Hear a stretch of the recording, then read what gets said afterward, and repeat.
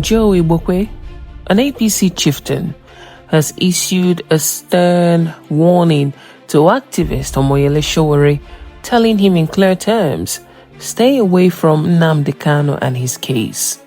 But what exactly triggered this warning, and what does it reveal about the deep political divisions surrounding Kanu's fate? Well, welcome to Political Arena. If you are here for the first time, do well to like, subscribe, and share so you don't get to miss out on any developments concerning Kanu's case. For those of you who don't know Joe Igbokwe, or for those of you who don't understand why he's sounding the way he's sounding, or why he is saying what he's saying, or why he is warning Omoyele Sowore seriously, let me take you back to 4 years ago when his house in Nnewi was razed down by unknown gunmen.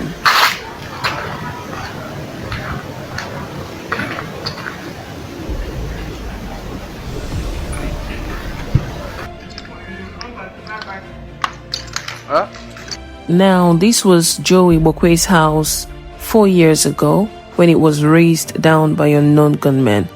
Keep this on one side and maybe you would understand why he spits so much venom about Nnamdi Kanu, the IPOB, and the unknown gunmen in the southeast. Now, shortly after this incident, Joe Igbokwe, in a televised interview, accused IPOB without mincing words of being responsible of what happened at his home in Nnewi.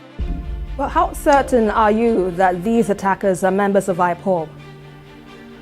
The IPOB now, am I not from Southeast? I'm not a small boy now. We know them. They've been trying to deny it, but they are the one doing all this havoc in the Southeast. And we have to come out and talk about it. You know, the people are afraid to speak up, but we have been speaking up and will not be afraid.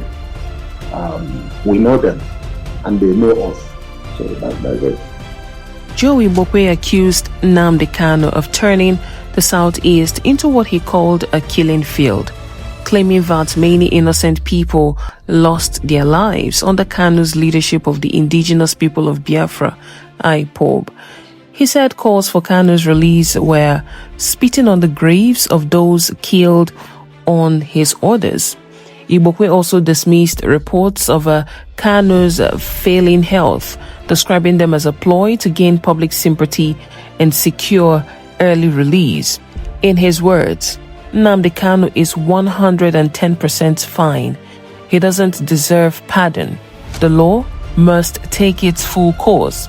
So why did Joe Igbokwe direct his warning at Omoyele Sowore? Well, recently, Sowore, a pro-democracy activist and a former presidential candidate, recently expressed support for Kanu's release, reportedly backing campaign and protests calling for justice. He has been mobilizing. He has been meeting people. Matter of fact, he had a meeting with the former president of Nigeria, Goodluck Jonathan. Atiku Abubakar, the former vice president of Nigeria, has also showed a solidarity. Omoyele Sowore has also picked a date for the protest. 20th of October it is. And just recently, he said people were flying in from different parts of the world and different parts of the country into Abuja to be a part of the protest. But then, Joe Igbokwe says Sowore is interfering in a regional matter that he doesn't understand, and that such moves could worsen tensions in the southeast. He went further to brand Kanu's struggle as a useless and senseless adventure. But just when it seemed like Igbokwe's comments were stirring enough controversy, the presidency joined the conversation and raised the temperature.